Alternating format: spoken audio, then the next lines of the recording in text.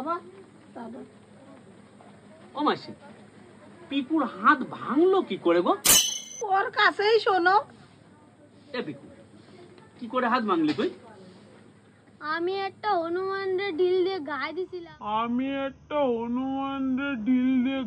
দিছিলাম। হনুমানটা আজ আমার হাত মুচড়ায় ধরছে, তারপরে দিয়ে হয়ে গেছে।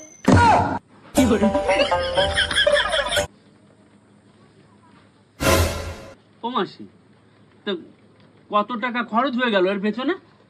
50,000 টাকা খরচ হয়ে গেল। 50,000 টাকা? কেন? এ পিকু, অপারেশন করতে হয়েছে নাকি? না না, অপারেশন করতে হয় না, ডাক্তার এই ক্রেপ বাঁধিয়েছে আর 15 দিন রেস্টে থাকতে বলছে।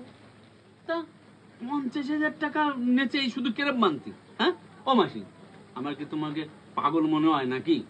আমি কি বলছি ডাক্তার 50,000 টাকা নেছে?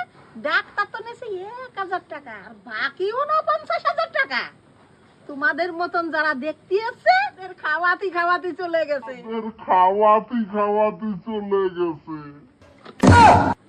এ পিকু, আমি বাড়ি যাই। হ্যাঁ।